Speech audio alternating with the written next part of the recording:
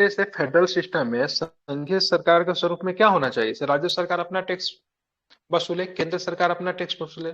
न माधव के लेना न साधु का देना। ठीक है, लेकिन यहाँ पे क्या होता है, वित्त आयोग बना दिया। वित्त आयोग का काम क्या होता है, केंद्र के टैक्स के बाद राज्यों का हिस्सा जो जाता है। तो हमारे संविधान वाले बनाने वाले बहुत प्रबुद्ध थे, उन्होंने देखा से भाई से भारत का जो व्यवस्था जो से बड़ा मतलब जटिल व्यवस्था है। मतलब कुछ राज्य बहुत ज्यादा अमीर है और कुछ राज्य बहुत ज्यादा कमजोर है। तो अगर मान लीजिए कर को वसूल कर, ठीक है, अगर राज्य अगर अपने पास रखेगा और केंद्र अगर अपने पास रखेगा, तो महाराष्ट्र जैसा राज्य जो होगा वहां से टैक्स सबसे ज्यादा आएगा। ठीक है, तो वो बहुत ज्यादा अमीर हो जाएगा। और मेघालय जैसा राज्य के पास क्या होगा, टैक्स कलेक्शन का कुछ साधन ही नहीं है, तो बहुत ही ज्यादा गरीब हो जाएगा। अब देखिए, महाराष्ट्र से, दिल्ली से रेल सबसे ज्यादा इनकम वसूलती है। ठीक है, सबसे ज्यादा रेल का पैसा कहाँ से आता है, केंद्र सरकार का पैसा सबसे ज्यादा कहाँ से आता है, महाराष्ट्र से आता है, कर्नाटक से आता है, दिल्ली से आता है रेल का पैसा। लेकिन सरकार रेल कहाँ लगा रही है, मेघालय में लगा रही है, मिजोरम में लगा रही है, नागालैंड में लगा रही है। जबकि उनका क्या है, टैक्स में कोई भी मतलब योगदान नहीं है। तो यहाँ पे देखेंगे भारत का संघात्मक शासन व्यवस्था को ऐसा डिजाइन किया गया, तो इसमें जो सबसे गरीब है ना, ठीक है, जो सबसे गरीब राज्य है उसको ज्यादा फायदा होगा। संघ अगर देखिए, संघात्मक शासन व्यवस्था में क्या होना चाहिए, राज्य और संघ दोनों बराबर होना चाहिए। फिर राज्य क्या होना चाहिए, मजबूत होना चाहिए, जैसा कि अमेरिका में है। लेकिन अगर भारत में अगर राज्यों को, राज्य के कंपेयर में अगर संघ अगर मजबूत है, तो वैसे राज्यों को बहुत ही ज्यादा फायदा हो रहा है जो कि बहुत ही ज्यादा कमजोर है, जैसे नॉर्थ ईस्ट के राज्य। ठीक है, उनको केंद्र के द्वारा तरह तरह का सहायता मिलना होता है। ठीक है, लेकिन यहाँ पे केंद्र के द्वारा सहायता मिलता है तभी तो जाके वो डेवलप करते हैं। लेकिन राज्यों को अगर कर वसूल कर अपने विकास करने पे छोड़ दिया जाए, तो जो राज्य पहले से बहुत अधिक मजबूत है बहुत ही ज्यादा डेवलप हो जाएंगे। ठीक है, जो राज्य कमजोर है वो बहुत ही ज्यादा मतलब क्या रहेंगे, कमजोर ही रहेंगे। नहीं, जैसे देखने के बहुत जगह पे ऐसा होता है, अगर परिवार में जो बहुत ज्यादा अमीर है, वो देखेगा और भी ज्यादा अमीर होते जाता है, जो गरीब है उसका विकास हो ही नहीं पाता, और भी नीचे की तरफ चला जाता है। तो भारतीय संघात्मक व्यवस्था में आप देखोगे, केंद्र अगर मजबूत है तो वैसे राज्यों के लिए अच्छा है जो कि राज्य बहुत अधिक पिछड़े हैं। नहीं, समझ गए? इसी चीज को यहाँ पे पढ़ाना बताना है। ठीक है, हमने इसको बता दिया अपनी भाषा में, ऐशो का लक्ष्मीकांत की भाषा में हम लोग चलते हैं। देखेंगे राज्यों के लिए शहतियात अनुदान। केंद्र एवं राज्यों के बीच करों के हिस्सेदारी के संविधान में व्यवस्था की गई है। राज्यों को केंद्र में शहतात अनुदान प्राप्त हो। अनुदान दो प्रकार के, विधिक अनुदान एवं विवेकाधीन विवेकाधीन अनुदान। एक तो आपको विधिक अनुदान है और दूसरा विवेकाधीन अनुदान है। विधिक अनुदान है अनुच्छेद 275 में, किसमें है, विधिक अनुदान किसमें है, 275 में। अब क्या होता है विधिक अनुदान, तो विधिक अनुदान जो होता है, संसद को इस बात का अधिकार प्रदान करता है कि वो राज्यों को आवश्यकता पड़ने पर अनुदान उपलब्ध कराए। यद्यपि प्रत्येक राज्य के लिए ऐसा करना आवश्यक नहीं है, इसके अलावा अलग अलग राज्यों के लिए सहायता राशि भी भिन्न भिन्न निर्धारित की जा सकती है। ध्यान रखेंगे, यह राशि प्रत्येक वर्ष भारत के संचित नीति पे भारित होती है। ठीक है, ये आपको विधिक अनुदान है, विधिक अनुदान जो है संसद को 275 के तहत है। ठीक है, ये राशि जो होती है राज्यों को जो दिया जाता है किस पे भारित होता है, तो भारत के संचित निधि पे भारित होता है।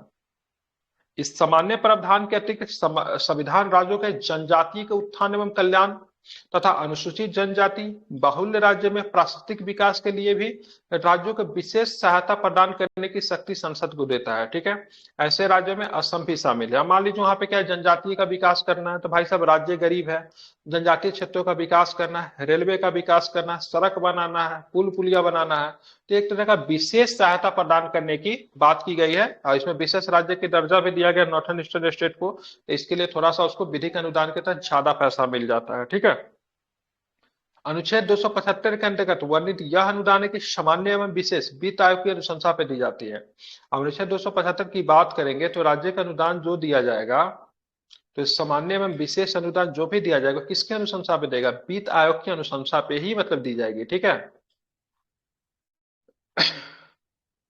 विवेकाधीन अनुदान क्या होता है, तो देखेंगे अनुच्छेद 282 संघ एवं राज्य दोनों को इस बात का अधिकार देता है कि किसी लोक प्रयोजन के लिए अनुदान आवंटित कर सकते हैं। इस प्रावधान के अंतर्गत केंद्र राज्यों का अनुदान प्रदान कर सकते हैं। तो यहाँ पे विवेकाधीन अनुदान जो है 282 में है, और कौन सा अनुदान था 275 में था, क्या बोलते हैं उसको, कौन सा अनुदान बोलते हैं, तो उसको बोलेंगे, ध्यान में रखेंगे, विधिक अनुदान। क्या है, विधिक अनुदान। ठीक है, विधिक अनुदान 275 में, अब विवेकाधीन अनुदान किस में है, 282 में है। ठीक है, क्या होता है विवेकाधीन अनुदान, तो अनुच्छेद 282 संघ एवं राज्य दोनों को इस बात पे अधिकार देता है, किसी लोक प्रयोजन के लिए वो अनुदान आवंटित कर सकते हैं। इस प्रावधान के अंतर्गत केंद्र राज्यों को अनुदान देता है। इन अनुदानों को विवेकाधीन अनुदान के नाम से जाना जाता है। इसका कारण यह है कि इसके कारण है कि इसके लिए केंद्र बाध्य नहीं है। अब विधिक अनुदान के लिए केंद्र बाध्य है, भाई देना पड़ेगा, ठीक है, लेकिन विवेकाधीन, विवेकाधीन का मतलब मेरे विवेक पे है, ऐसे हम आपको अनुदान दे कि नहीं, ठीक है, स्व विवेक पे निर्भर करता है। इन अनुदानों के दो उद्देश्य होते हैं, ठीक है, योजनागत लक्ष्यों की प्राप्ति के लिए निमित राज्यों को वित्तीय सहायता उपलब्ध कराना। जैसे राज्यों को मान लीजिए एक बड़ा सा मतलब क्या बनाना है, पुल बनाना है, ठीक है। अब पुल बनाना, भाई राज्य क्या है, गरीब है, भाई राज्य तो क्या है, गरीब ही है ना। अब राज्य का गरीब और अमीरी की तुलना करना है तो देखिए, अब देखिए राज्य के विश्वविद्यालय में पढ़ना जाइए, टूटा फूटा कुर्सी मिलेगा, फैन तक नहीं चल रहा है। और इस सेंट्रल यूनिवर्सिटी में पढ़ने जाइए, पूरा चकाचक व्यवस्था मिलेगा, ठीक है।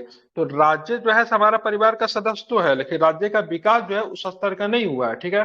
जबकि केंद्र के पास क्या है, बहुत पैसा है, डिफरेंट तरह का इनकम है। अब केंद्र ने अपने पास में क्या रखा, बहुत सारे इंपोर्टेंट इंपोर्टेंट चीज को रखा, जहां से टैक्स खूब आता है। राज्यों को दे दिया, कृषि ले लो, कुछ भी ले लो, जहां से टैक्स की कम प्राप्ति होती है। जबकि राज्य के पास, सेंट्रल के पास क्या है, बड़ा बड़ा चीज है, मतलब जैसे बड़ा बड़ा कॉर्पोरेट घराना टैक्स देने के लिए सब कुछ केंद्र के अधीन है। तो केंद्र का व्यवस्था एकदम चकाचक, जबकि राज्य का व्यवस्था वैसा नहीं है।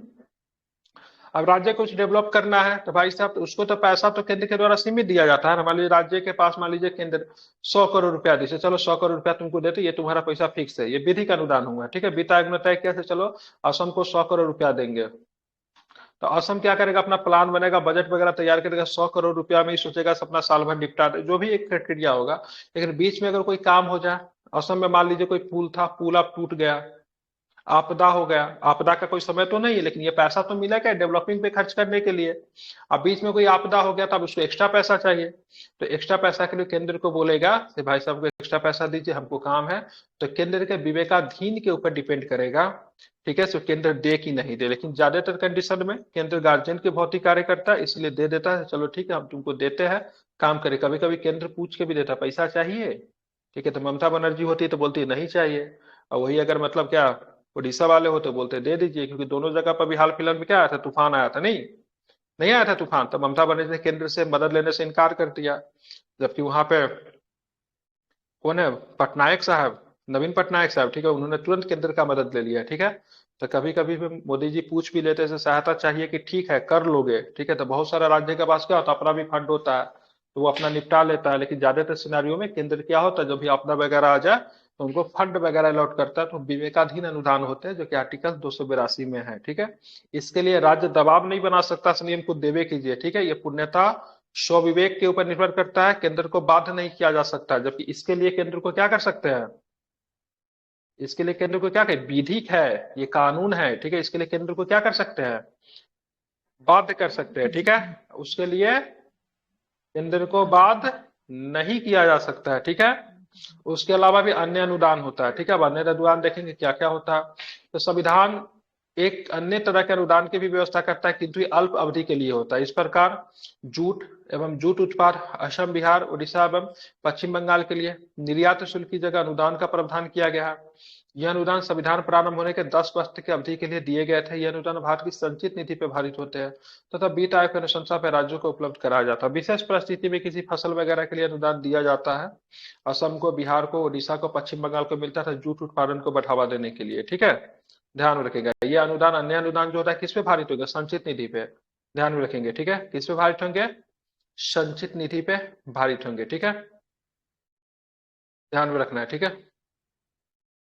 तो दोनों अनुदान समझेगा, विधिक अनुदान क्या होता है, विवेकाधीन अनुदान होता है। दोनों अनुदान में से कौन सा अनुदान देने के लिए केंद्र सरकार बाध्य है, विधिक या फिर विवेकाधीन। हाँ बिल्कुल ठीक है। आप चलेंगे वस्तु एवं सेवा कर परिषद, जिसे एग्जाम में आते हैं प्रश्न, ठीक है, आप लोग आते हैं छोड़ के, तो इसको बोलते हैं जीएसटी। जीएसटी का मतलब क्या, गुड्स एंड सर्विस टैक्स, ठीक है, ध्यान में रखेंगे। देश में बहुत सारा टैक्स था, सारे टैक्स को जोड़ जाड़ के वन कंट्री वन टैक्स बना दिया गया, ठीक है। वस्तु एवं सेवा कर के सक्षम और कुशल प्रशासन के लिए केंद्र और राज्यों के बीच सहयोग का समन्वय जरूरी है। इस आपसी सहयोग को परामर्श के लिए संभव बनाने के कौन सा संवैधानिक संशोधन किया गया जो कि जीएसटी से संबंधित है, कौन सा, बिल्कुल ध्यान में रखें, 101वां संविधान संशोधन किया गया, ठीक है, जो कि किससे संबंधित है, जीएसटी से संबंधित जीएसटी है, से ठीक है। संविधान में एक नया आर्टिकल जोड़ा गया, ठीक है। कौन सा आर्टिकल जोड़ा गया? 279 का ये 79 का ए जोड़ा गया, ठीक है, ध्यान में रखेंगे, ठीक है। कुछ नया नया चेहरा दे रहा हूँ जो कभी कभी आप लोग दिखते हैं, रेगुलर क्लास में नहीं रहते हैं, ठीक है। तृप्ति, कविता, ठीक है, पूनम तिवारी जी, आप लोग क्लास में क्यों नहीं रहते रेगुलर? प्रेम कुमार शर्मा, अविनाश कुमार जी, ठीक है, प्राची, पिंकी कुमारी, ठीक है। पढ़ाई लिखाई करने में मन नहीं लगता आप लोग को? ठीक है, रेगुलर रहा कीजिए। तो इसके लिए कौन सा संविधान की संशोधन किया गया? 101वां संविधान संशोधन कराया गया। कब हुआ था ये? 2016 2016 में। बिल्कुल 2016 में हुआ था, ठीक है। और इसके लिए काउंसिल बनाएगा जिसको क्या बोलते हैं? जीएसटी काउंसिल बोलते हैं, ठीक है। जीएसटी संविधान में एक काउंसिल नया आर्टिकल जोड़ा गया जिसको अनुच्छेद कौन सा बोलते हैं? अनुच्छेद 279 का सब क्लोज ए। 279 का ये बिल्कुल, राष्ट्रपति का आदेश द्वारा जीएसटी काउंसिल गठित करने के लिए अधिकृत करता है। यह केंद्र और राज्यों के एक संयुक्त फोरम है। क्या है? केंद्र और राज्यों का संयुक्त फोरम है। मतलब ये जीएसटी परिषद जो है, जीएसटी काउंसिल जो है, इसमें केंद्र के अलावा राज्यों के भी मतलब क्या सदस्य होते हैं। और राज्य की तरफ से कौन आएंगे? तो राज्य की तरफ से वित्त मंत्री आएंगे, या अलावा कोई दूसरा भी आ सकता है, ठीक है। कोई मतलब सीनियर मंत्री भी आ सकता है, डिपेंड करता है राज्य किसको भेजना चाहता है, ठीक है। क्या डिपेंड करेगा? तो राज्य किसको भेजना चाहते हैं। लेकिन अध्यक्षता किसके द्वारा किया जाएगा? अध्यक्षता केंद्रीय वित्त मंत्री के द्वारा इसकी अध्यक्षता की जाएगी। किसके द्वारा? केंद्रीय वित्त मंत्री के द्वारा इसकी अध्यक्षता की जाएगी, ठीक है। बिल्कुल, वेरी गुड। इससे अपेक्षा की जाती है कि यह निम्नलिखित मामलों में केंद्र तथा राज्यों की अनुशंसा करेंगे, ठीक है। क्या क्या काम करती है जीएसटी परिषद? तो केंद्र, राज्य तथा स्थानीय निकायों द्वारा वसूले गए कर, उपकर एवं अधिभार इनका जीएसटी में विलय हो जाता है। वे वस्तु और सेवाएं जिन पर जीएसटी लगेगा या जो जीएसटी से मुक्त होंगे, ठीक है।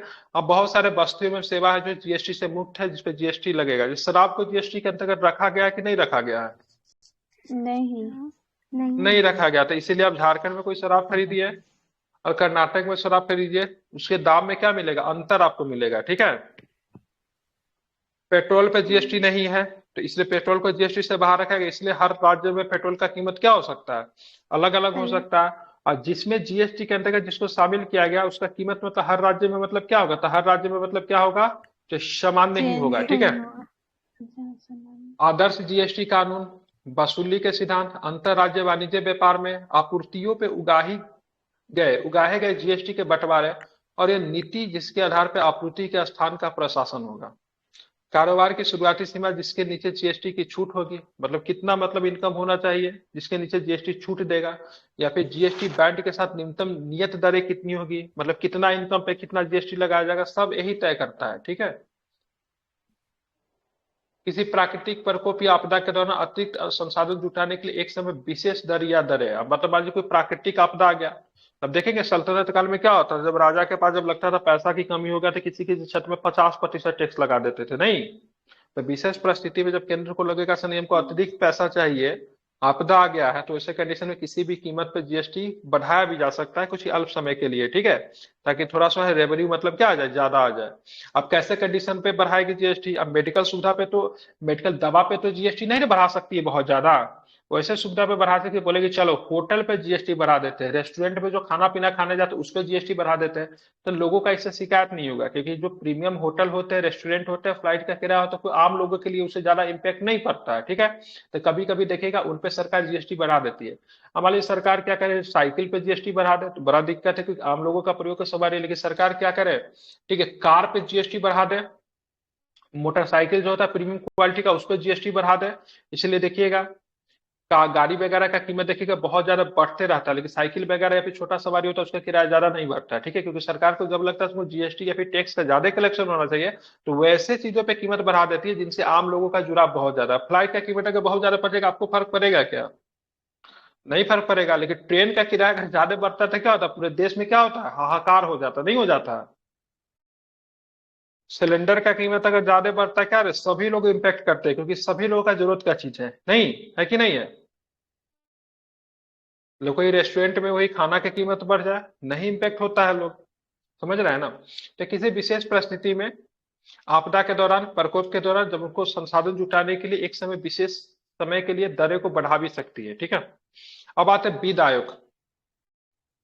सबसे पहले बात करें वित्त आयोग, संवैधानिक आयोग है, ठीक है। क्या है? संवैधानिक आयोग है जिसके बारे में संविधान में चर्चा की गई। कौन सा अनुच्छेद में सब वित्त आयोग के बारे में जानकारी दिया गया है? 280। सो रहे हैं क्या आप लोग? हाँ, 11 बजे नींद पड़ गई, बोल नहीं रहे आप लोग। किसमें है? 280 में है, ठीक है। और दूसरी बार आपको ध्यान में रखना है, न्यायिक नहीं है, अर्ध न्यायिक ही। कैसा है ये? अर्ध न्यायिक निकाय है, ठीक है। संवैधानिक के साथ साथ अर्ध न्यायिक निकाय के रूप में वित्त आयोग की व्यवस्था करता है। इसका गठन कितने वर्षों पे होता है? 5 वर्षों पर ठीक है, राष्ट्रपति 5 वर्षों पर। किसके द्वारा? राष्ट्रपति के द्वारा होता है, ठीक है। ये किस प्रकार का काम करता है, ठीक है? या निम्नलिखित मामलों में राष्ट्रपति को सिफारिश करता है। वित्त आयोग के काम बहुत बड़ा काम होता है, ठीक है। आप देखेंगे ये तय करता है भाई साहब केंद्र को कितना पैसा जाए, राज्य को कैसा कितना पैसा जाए, ठीक है। तो हर समय का वित्त आयोग अपना अलग अलग क्राइटेरिया बताना शुरू करता है। केंद्र को इतना मिलना चाहिए, राज्य को इतना मिलना चाहिए, ठीक है। देखेंगे केंद्र एवं राज्यों के बीच में कराधान व्यवस्था का निर्धारण और ऐसी प्राप्तियों का राज्य के बीच हिस्सेदारी का निर्धारण करना है। अब टैक्स कहाँ से आएगा भाई साहब? टैक्स तो राज्य से अंतर्गत ही ना टैक्स आएगा। बिहार से आएगा, यूपी से आएगा, महाराष्ट्र से आएगा, कर्नाटक से आएगा। तो टैक्स जो सरकार वसूलेगी तो टैक्स केंद्र सरकार के पास में आएगा, तो उस टैक्स को तो राज्यों को हिस्सा तो देना पड़ेगा। अब 10 रुपया आया तो 10 रुपया में राज्य का हिस्सा कितना होगा, ये तय करने की जिम्मेदारी किसके पास होगी? वित्त आयोग के पास में होगी, ठीक है। वित्त आयोग तय करेगा से केंद्र के पास कितना जाए, राज्य के पास कितना जाना चाहिए। तो वित्त आयोग की बात करेंगे तो मुख्यतः, ठीक है, कितने पे बैठा था? 40-60 के आसपास है, 40-60, ठीक है, 59, इसी के रेशे में बांटा। 40-60 के रेशे में 1% हिस्सा से बांटा। देखिए केंद्र को कम मिलता है, राज्य के पास ज्यादा, क्योंकि राज्य के पास ज्यादा पैसा का काम है। सॉरी, केंद्र के पास ज्यादा रहता है, राज्य के पास कम जाता है। रीजन क्या है? राज्य के पास की तुलना में केंद्र के पास ज्यादा पैसा का काम है। अब के राज्य को तो रेल नहीं चलाना है, रेल केंद्र को चलाना है। डिफेंस पे हम लोग बहुत ज्यादा खर्च करते हैं। डिफेंस तो राज्य का सब्जेक्ट नहीं है, केंद्र का सब्जेक्ट है कि नहीं है? और है कि नहीं? रेल केंद्र चलाएगा, डिफेंस केंद्र चलाएगा। तो केंद्र को ज्यादा पैसा चाहिए, इसीलिए मतलब राज्य की तुलना में केंद्र के पास ज्यादा पैसा रहता है। इसलिए राज्य सरकार से हमेशा वित्त आयोग को बोलते रहते भाई जो पैसा ज्यादा दो, पैसा ज्यादा दो। अभी कर्नाटक वाला मुद्दा गरमाया हुआ, इसलिए मेंस में पूछ भी सकता है। नहीं, कर्नाटक सरकार बोल रही हमारे यहाँ से इतना पैसा वसूल के ले जाते, हमको देते बहुत कम हो।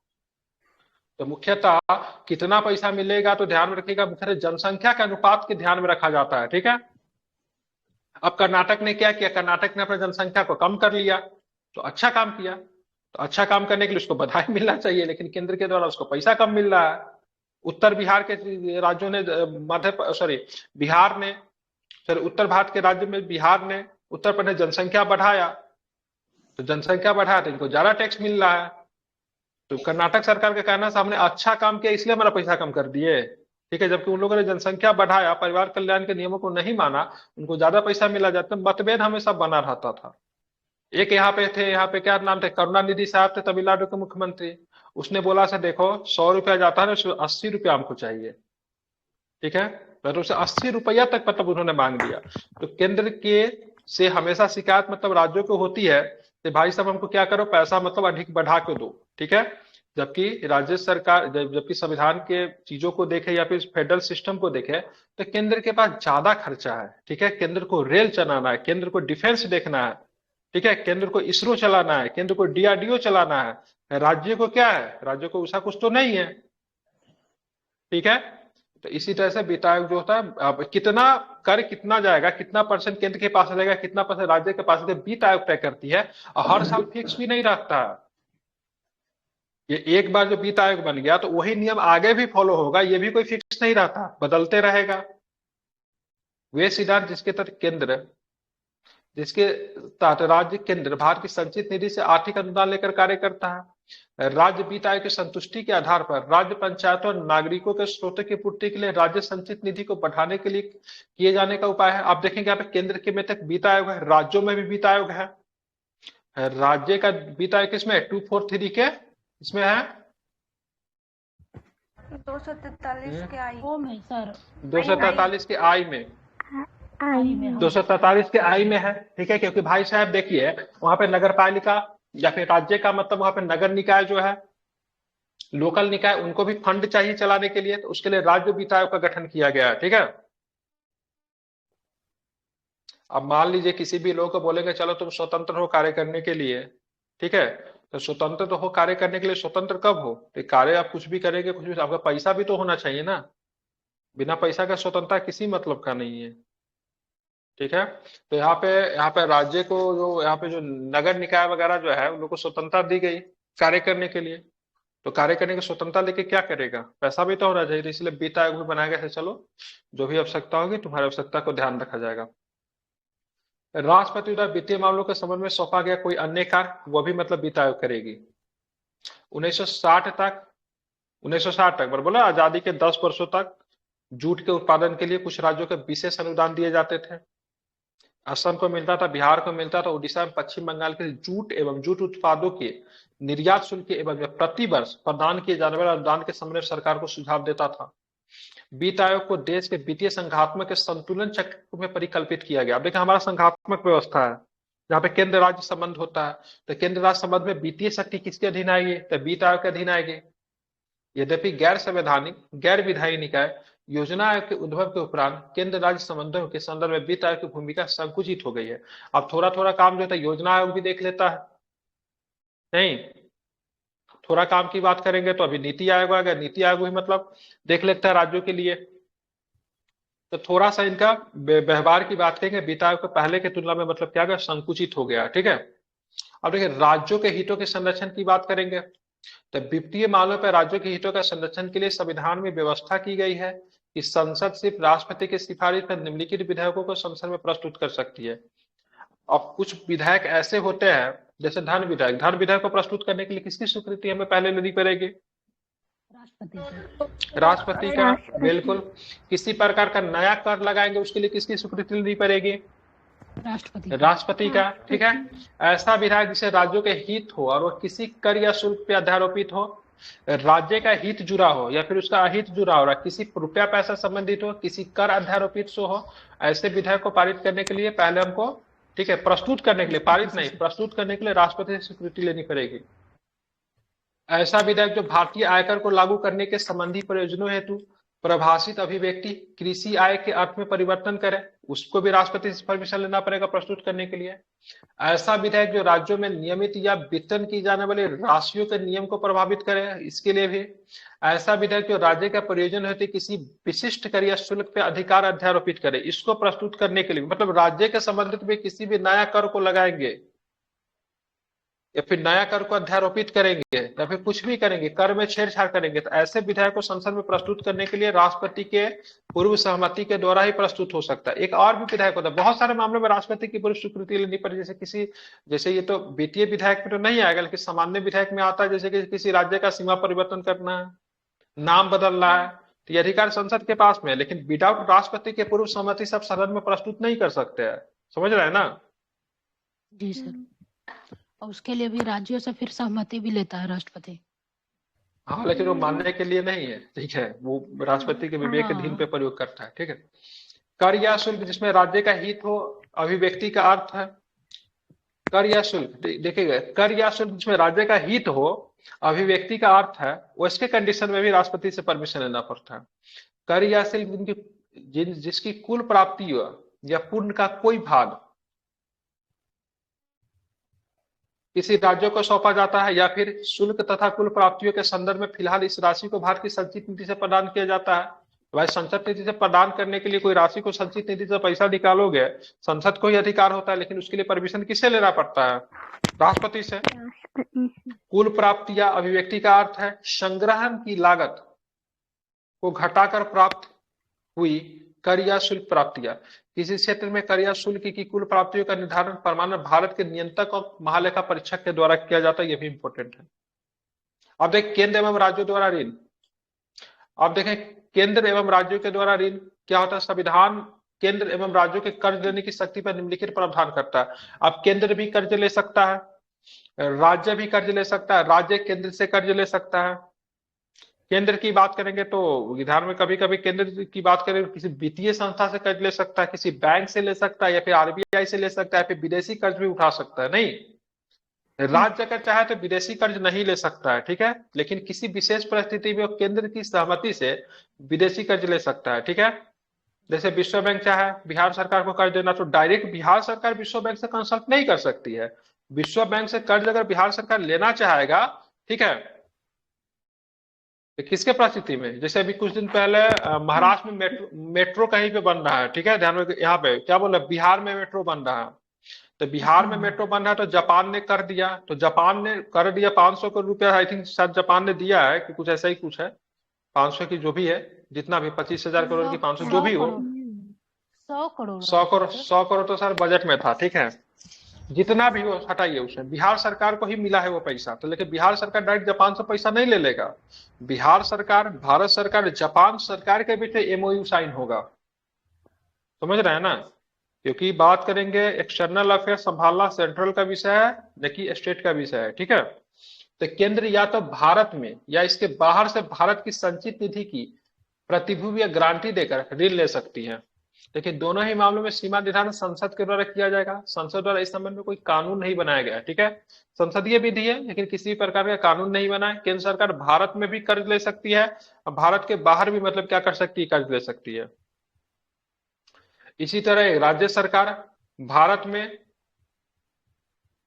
एक राज्य सरकार भारत में, बाहर नहीं, राज्य की संचित निधि की प्रतिभूति या गारंटी देकर ऋण ले सकता है, लेकिन सीमा निर्धारण राज्य विधानमंडल द्वारा किया जाएगा। केंद्र सरकार किसी राज्य को ऋण दे सकती है या किसी राज्य द्वारा लेने पर गारंटी दे सकती है, ठीक है।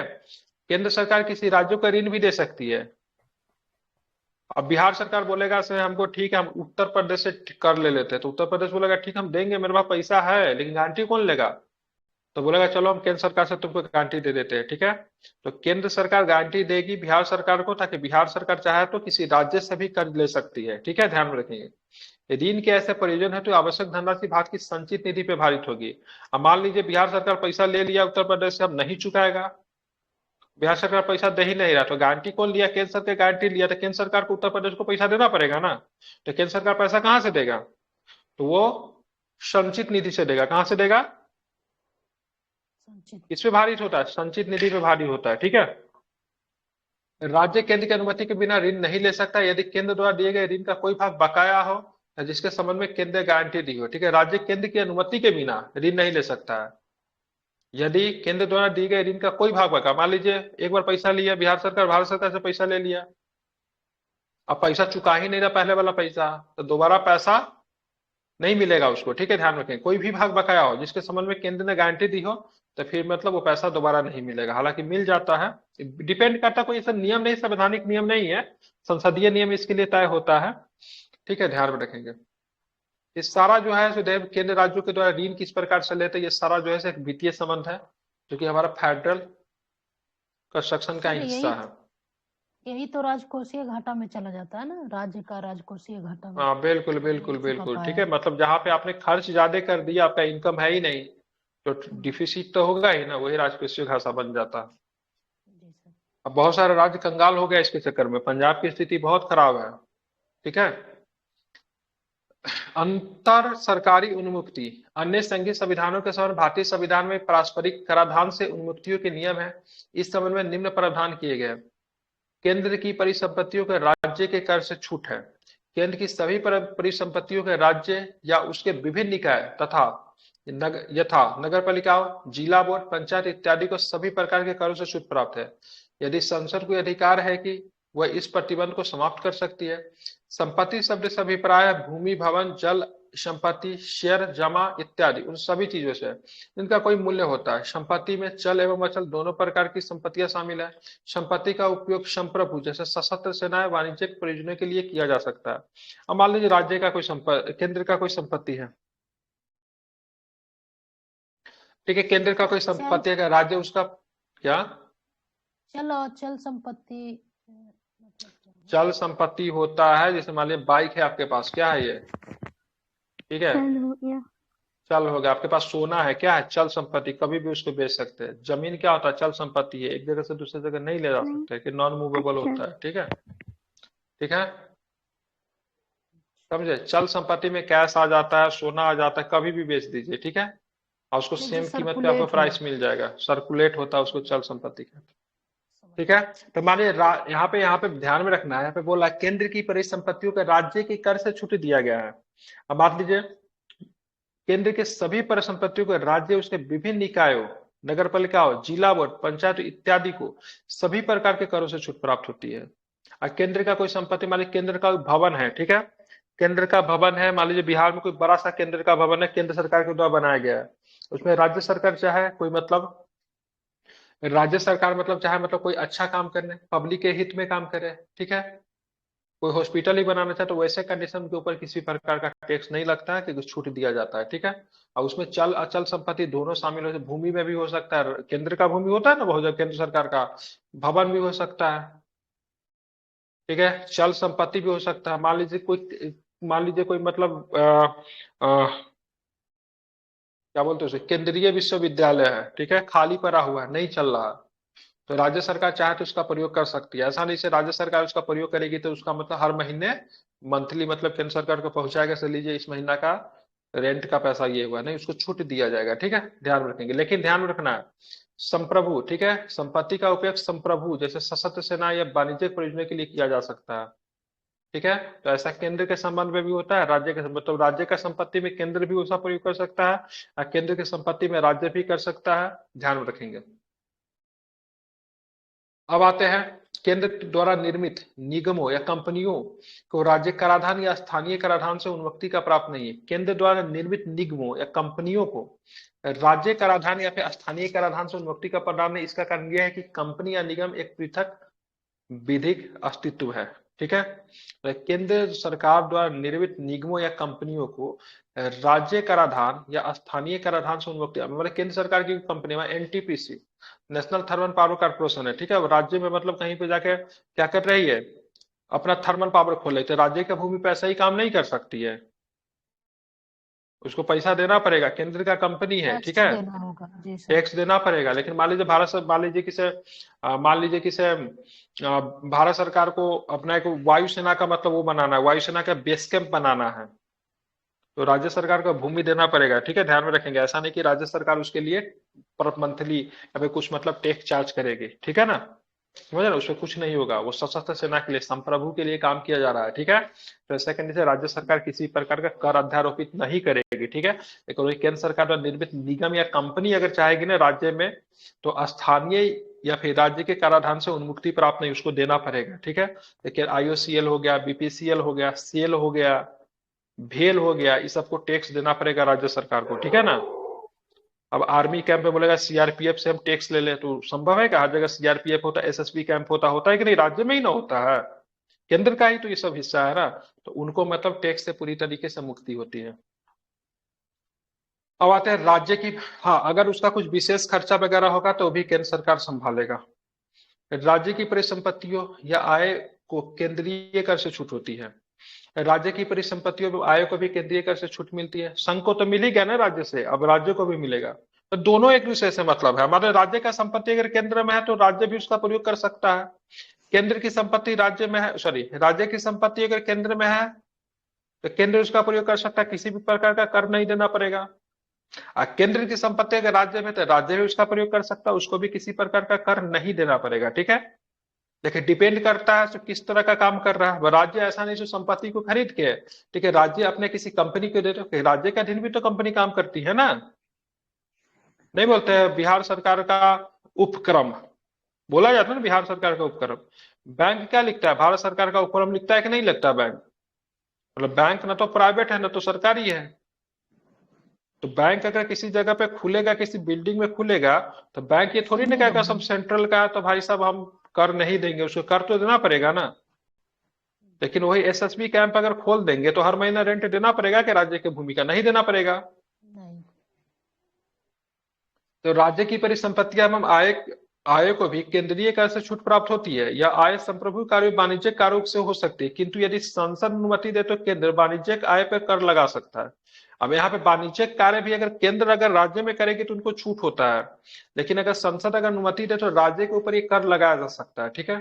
यद्यपि केंद्र चाहे तो किसी कार्य व्यवसाय विशेष को इससे कर से छूट भी दे सकता है। मान लीजिए कोई विशेष कार्य करने जा रही है तो चलो कुछ इंपोर्टेंट कार्य है, वाणिज्यिक कार्य ही है, तो अगर केंद्र चाहे तो राज्य को मतलब छूट भी दे सकती है, ठीक है। उल्लेखनीय कि राज्य में स्थित स्थानीय संस्थाएं केंद्रीय कर से मुक्त नहीं होती है। इसी तरह निगमों एवं राज्य के स्वामित्व वाली कंपनियों की परिसंपत्तियां एवं आय पर केंद्र कर लगा सकती है। 1963 में सर्वोच्च न्यायालय ने अपने एक सलाहकारी निर्णय में ये सलाह दी थी कि केंद्र द्वारा राज्यों को दी जाने वाली छूट ऐसी होनी चाहिए जिस सीमा और उत्पाद शुल्क पे कोई प्रभाव न पड़े। दूसरे शब्दों में केंद्र राज्य द्वारा आयातित या सॉरी आयातित या विभिन्न निर्यातित वस्तुओं पर कर लगा सकती है। केंद्र राज्य के द्वारा आयात किया गया या फिर निर्यात किए गए वस्तु पर भी कर लगा सकता है। वह उत्पादित या फिर विनिर्मित सामान पर भी उत्पाद शुल्क लगा सकता है। अब राज्य से कोई वस्तु को मतलब आयात किया जा रहा है या फिर उसको निर्यात किया जा रहा है, तो उस पे भी जैसे मान लीजिए आपको एक्साइज किसी ड्यूटी इसी राज्य, को ना कहते सर। हाँ बिल्कुल ठीक है, तो दोनों के ऊपर केंद्र कर लगा सकता है। ठीक है, मान लीजिए जैसे अमेरिका से कोई हार्ले डेविसन का बाइक मंगा रहे बिहार में, ठीक है, तो ऐसा नहीं से मतलब बिहार में आ रहा है तो मतलब ये टैक्स फ्री हो गया। ठीक है, तो चाहेगी तो भारत सरकार उसमें कई तरह का टैक्स लगा सकती है, या फिर यहाँ से जाएगा तो उस पर भी कर लगा सकती है। इस सारा कुछ है इसमें। ठीक है, अब मुख्य तो 268 से लेके आपको देखेंगे ना तो 281 तक मतलब इसी तरह केंद्र राज्य के बीच में वित्तीय संबंध के बारे में ही चर्चा करने को देखने को मिलता है। ठीक है, आगे भी है 292-93 तक आपको देखने को मिलता है। अब देखें आपातकाल के प्रभाव, आज पढ़ा देता हूं। आपातकाल के प्रभाव में केंद्र और राज्य के बीच वित्तीय संबंध थोड़ा प्रभावित होता है। केंद्र राज्य के बीच संबंध आपातकाल के दौरान बदल जाते हैं, ये निम्नलिखित होते हैं। सबसे पहले बात वित्त आयोग डाटा करेगा, भाई साहब पहले जो पैसा देते थे 100 रुपया में 40 रुपया, एक बात बता रहा हूं आप तुमको नहीं देंगे। ठीक है, 59-41 का आई थिंक रेशियो होता है जहां तक मुझे याद है। जब राष्ट्रीय आपातकाल लागू हुआ अनुच्छेद 352 के अंतर्गत राष्ट्रपति केंद्र में राज्यों के संवैधानिक राजस्व वितरण को परिवर्तित कर सकता है। इसका तात्पर्य यह है राष्ट्रपति या तो वित्तीय अंतर को कम कर सकता है या फिर रोक भी सकता है, पूरी तरीके से मदद देने से भी इनकार कर सकता है। ऐसे परिवर्तन जिस वर्ष आपातकाल की घोषणा की गई उस वित्तीय वर्ष की समाप्ति तक प्रभावित रहता है। ठीक है, ध्यान में रखेंगे, मतलब अगर 1 साल के लिए मेनली जिस साल घोषणा की गई उस साल का वित्तीय वर्ष जो होगा ना, वित्तीय वर्ष कौन होता है, मार्च अप्रैल क्या अप्रैल मई क्या होता है? अप्रैल टू मार्च ना, अप्रैल टू मार्च होता है ना सर। हाँ अप्रैल मार्च जो भी से होता 31 होगा, मार्च। हाँ वहां पर होता है। ठीक है, वित्तीय आपातकाल की बात का अनुच्छेद 360 के अंतर्गत वित्तीय आपातकाल है हमारे संविधान में। इस जब 360 लागू होगा तो लागू जब होगा तो केंद्र राज्यों को निर्देश दे सकता है कि वित्तीय औचित्य संबंधी सिद्धांतों का पालन करें, राज्य की सेवा में लगी सभी वर्गों को लोगों का वेतन एवं भत्ते कम करें। ठीक है, मतलब राज्य का सेवा जो करने वाले जो सरकारी नौकरी करते हैं राज्य करे उनका सैलरी कम कर देने के लिए सभी धन विधेयकों या अन्य वित्तीय विधेयकों को राष्ट्रपति की स्वीकृति के लिए आरक्षित है। किसी भी प्रकार के धन विधेयक पास नहीं होगा, रुपया पैसा संबंधित जो भी वित्तीय विधेयक है सबको राष्ट्रपति की स्वीकृति के लिए आरक्षित है। ठीक है, जब वित्तीय इमरजेंसी जब लग जाएगा तब, तो ये बहुत खराब चीज होता है। अब बाकी जो आर्टिकल्स वगैरह जो है इसको आप लोग देख लीजिएगा। ठीक है, वित्त आयोग 280 में है, वित्त आयोग अनुशंसा 281 में है, वस्तु एवं सेवा कर परिषद जो 279 में है। ठीक है, और कुछ बता देता हूँ, हाँ 273 जूट एवं उत्पादन पर निर्यात के लिए अनुदान जो कि आजादी के 10 वर्ष तक मिलता था, बिहार को मिलता था, बंगाल को मिलता था, असम को मिलता था, ओडिशा को मिलता था। ठीक है, 1960 तक मिला है। ठीक है, इसके संदर्भ में वित्त आयोग की घोषणा करती थी। एक 268 में इंपोर्टेंट है, संघ द्वारा आरोपित किंतु राज्य द्वारा संघीकृत एवं उपयोग किए गए कर को बात करते हैं ना 268 में, ये टैक्स को संघ लगाता है लेकिन वो वसूलता राज्य है, उसका उपयोग भी राज्य ही करता है।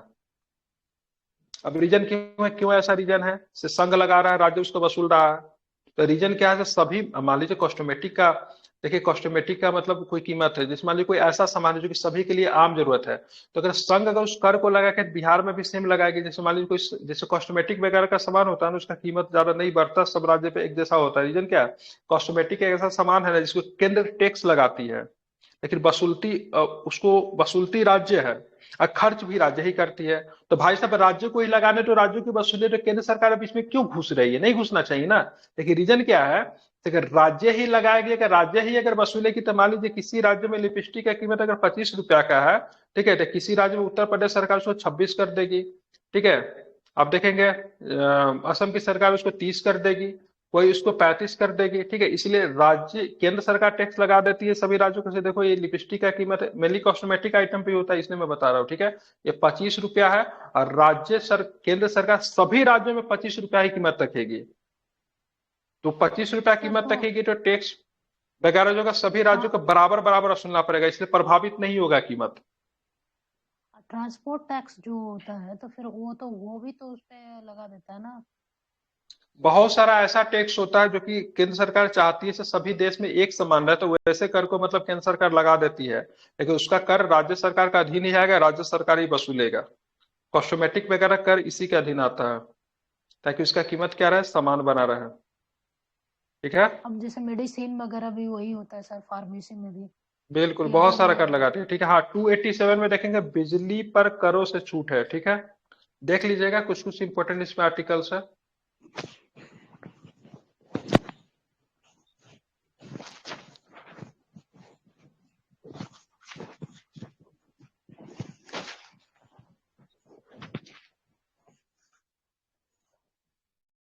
अब मुझे जो मेनली जो इसमें पढ़ाना जो था, ठीक है, यहाँ पे केंद्र में राज्यों के बीच में संबंध में त्रुटि जो है बहुत सारा मतलब इसमें, ठीक है, लॉफुल्स है, उसके बारे में हम लोग को पढ़ना है। ठीक है, तो आई थिंक मुझे कल के क्लास में इसको कंटिन्यू करूंगा, लेकिन इसको कोशिश करूंगा कल इसको समाप्त करने का। ठीक है।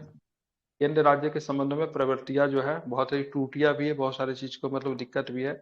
इसके बारे में मतलब राज्यपाल पे भी, केंद्र पे हमेशा पक्षपात करने का आरोप लगता है, किसी राज्यों को अधिक पैसा देता है, किसी राज्यों को कम पैसा देता है, उसके संदर्भ में भी देखेंगे। ठीक है, ये कल खत्म हो जाएगा पक्का, इतना ही होगा ये, और कल खत्म हो जाएगा। ठीक है। ठीक है, अभी हम लोग हिस्ट्री पढ़ेंगे। ठीक है।